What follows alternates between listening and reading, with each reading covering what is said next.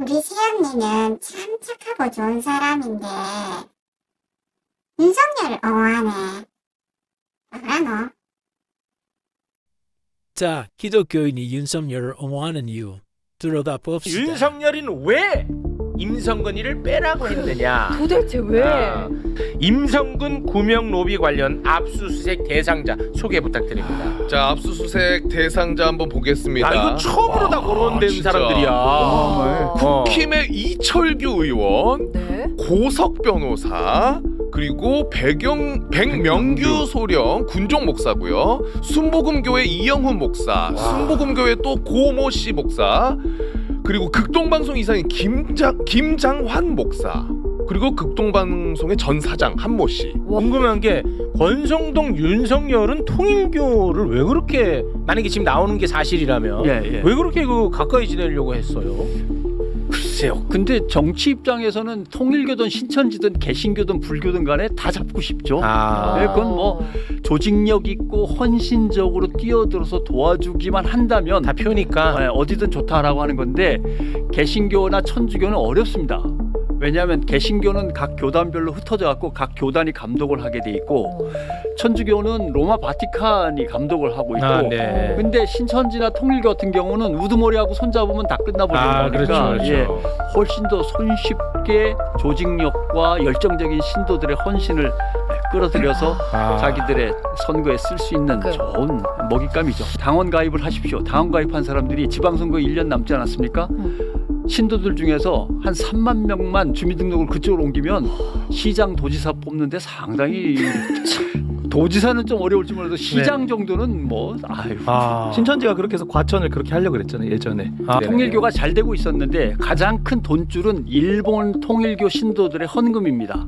일본이 제일 커요? 일본에서 한국으로 통일교 헌금이 들어오는 게 뭐 7천억, 8천억 얘기. 두 번째는 일본에서 이제 제일 문제가 됐던 게 영감상법이라는 게 있어요. 쉽게 얘기하면 이런 뭐 어떤 물품, 예를 들면 도자기 이런 거에 어떤 영적인 능력이 있어서 이제 뭐 귀신을 내쫓아주고 뭐 이런 개념. 굿즈. 그래서 굿즈 사업. 고가의 어떤 금액으로 판매를 하는데 이게 조 단위가 넘어갔어요. 지금까지 피해액이.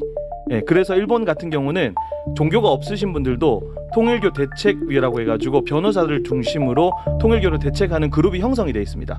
거기서 지금까지 통계를 냈을 때 그 피해액이 조 단위가 넘어갑니다. 그래서 그런 데서 자금이 넘어오는 거죠. 그런데 문제는 그렇게 해갖고 우리 어머니가 통일교에 재산을 다 갖다 바치고 패가망신했다, 우리 집안이 망했다라고 해서 아베 신조 총리를 암살한 거 아닙니까?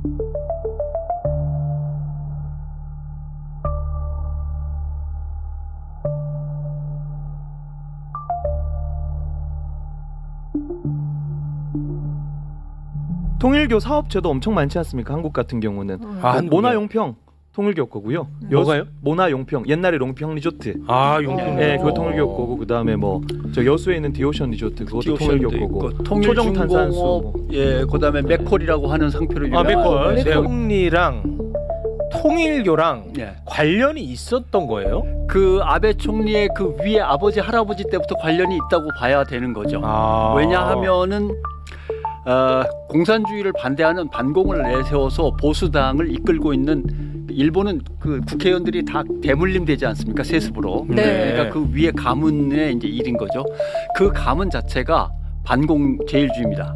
근데 중국, 그다음에 소련, 지금은 러시아가 됐습니다. 북한 등의 공산주의를 이길 힘으로 통일교가 내세운 승공, 공산주의를 대항해서 승리한다는 승공을 갖다가 이용하기 위해서 통일교랑 밀접한 관계를 맺죠. 그래서 일본 자민당 정치와 통일교가 맺어지게 됩니다.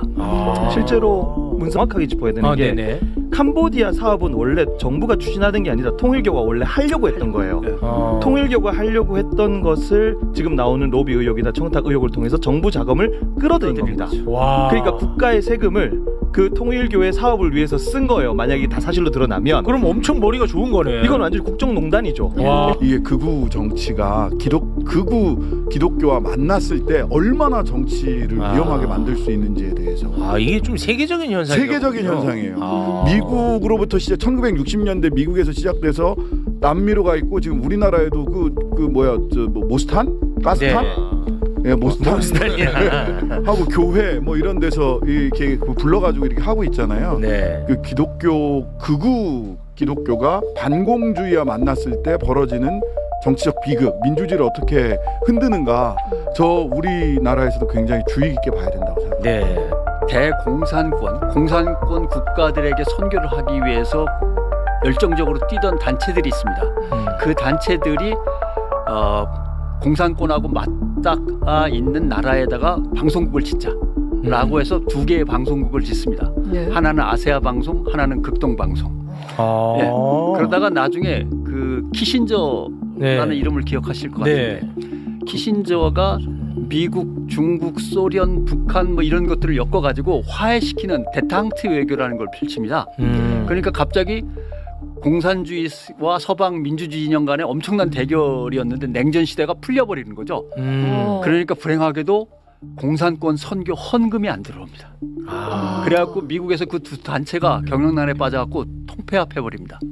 근데 각각 서울에다가 방송국 두 개를 만들어놨는데 이건 어떡하지 할 때 통합해서 운영해라 니들도 라고 할 때 그걸 통합하고 그런 운영 책임은 내가 한번 해보겠습니다 한 사람이 김정한 목사죠. 그로부터 52년간 그 방송을 사유화하면서 자기가 마음대로 그래요? 지금 거의 사실상 사유화됐어요? 지금 노조도 없어가지고 70년 만에 처음으로 이제 노조 만든다는 얘기가 나왔습니다. 아까 말씀드린 대로 대북 공산권 선교에 어떤 열정을 갖고 있는 미국 단체들이 지지하고 있고 거기에 얽힌 교단들이 지지하고 있고 미국의 가장 큰 주류 교단이 침례교인데 침례교 목사고 나중에 침례교 세계 협의회 회장도 하시고 근데 카터 대통령의 친구예요. 실제 친구예요?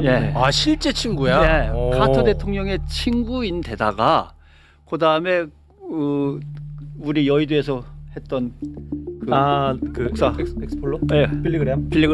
빌리그레암 집안하고도 친해서 빌리그레암 집안의 아들들은 또 트럼프하고 좀 다 그 측근들로 가 있고 그래서 박정희 대통령부터 그다음에 전두환 대통령은 뭐 뛰어가서 인사부터 할 정도로 쿠데타 한 다음에 그러니까 박정희, 전두환, 이명박, 박근혜를 지나서 심지어는 문재인 대통령까지 트럼프한테 줄을 대야 되는데 당차 막막하니까 김정한 목사한테 부탁을 해서 트럼프 밑에 있는 빌리그레암 목사의 아들을 통해서 어떻게든 줄을 대가지고 남북미 대화를 갖다가 끌어가기도 한. 와 그래요? 그러니까 정치인들 보기에는 일단 정치를 하려면 저 양반한테 가서 인정을 받아야 돼. 그 다음에 저 양반이 한국교회의 원로회의의 의장격이란 말이죠. 쉽게 얘기하면. 그러니까 한국교회의 지도자가 되려면 김정한 목사의 인정을 받아야 돼.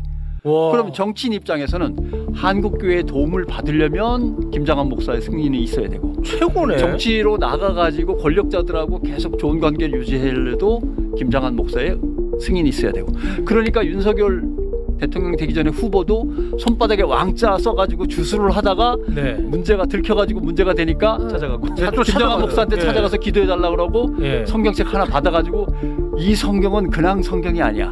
김장환 성경이지. 그거 자랑했어요. 성경은 다 같은 성경이지 김장환 성경은 뭐 다를 게 뭐가 있어요. 그거 자랑했어. 우와. 그런 존재인 거죠. 신화적인 존재죠. 아니 그러면 김장환이라는 사람이 전광훈 소년보랑은 비교도 안 될 정도로 더 위네요. 전광훈 소년보한테 돈과 조직력과 사람들을 몰아주는 역할을 위에서 승인하면은 그 밑에 이제 큰 교회 목사들이 쫙 달라붙어서 해주고 그걸 행동대장으로서 전광훈이 있고 레벨이 다르죠. 레벨이 찌끄다시하고 셰프하고는 달라요. 다만 지금 이제 사실 뭐 저희 같은 젊은 목회자들 같은 경우는 체감하기가 좀 쉽지 않고 나이도 워낙 많고 그런 분위기는 조금 바뀌지 않을까라는 생각은 좀 하는 거죠. 아니 그러면은 이번에 그러니까 대통령이 대한민국에 3명이에요. 청와대에 1명 있었고요. 밤의 대통령은 조선일보고 기독교 대통령은 김장환 목사고. 아니 근데 그런 어마어마한 사실상 권력자인 김장환을 이번에 쳐가지고 이거 괜찮겠습니까? 사실 대통령 선거 때 목회자들을 상대로 뭐 이런저런 세미나를 할 때 지금 이 상황이면 기독교인들이 법원에 들어가서 폭동을 일으킬 정도의 상황이면 이게 정리가 된 다음에 기독교라고 하는 종교에 대해서 정부가 손을 안 쓸 수가 없다. 어떻게 된 종교이길래 저기서 극우가 탄생하고 그 극우들이 사실은 극우 세력의 주축이 되어서 기독교 극우가 법원을 난동을 부릴 정도로 법원에 가서 네. 이게 되느냐. 결국 종교는 국가의 통제를 받을 수밖에 없다고 여론도 들끓고 있고 정부도 손을 댈 것이다. 근데 어느 걸 댈지는 모르겠다. 그게 세금일지 네. 아니면 기독교 사학재단들일지. 아 세금 걷어야지. 근데 엉뚱하게도 로비스트 이 네. 구명 로비의 단서를 잡고 바로 개신교의 맨 위부터 친 거죠. 와. 네, 밑에부터 쫓아 들어갈 줄 알았는데 맨 위부터 쳐내려왔는데 정부는 이 사건이 그동안 우리 사회에서 감춰졌던 기득권들이 어떻게 움직이는지를 보여주고 있는 사건입니다. 정치인들이 차마 손대지 못했던 성역과도 같은 곳을 이번에 그냥 친 거 아닙니까? 솔직한 얘기로 사실 다 알고 있었지만 차마 입 밖으로 꺼낼 수도 없었던 성역. 맞아요. 여의도 순복음, 극동방송, 네. 통일교 네. 이거를 다 쳤어요. 이거는 진짜 그래서 여론이 뒷받침돼야 됩니다. 맞아요, 이거 맞아요. 진짜 응원해 주셔야 돼요.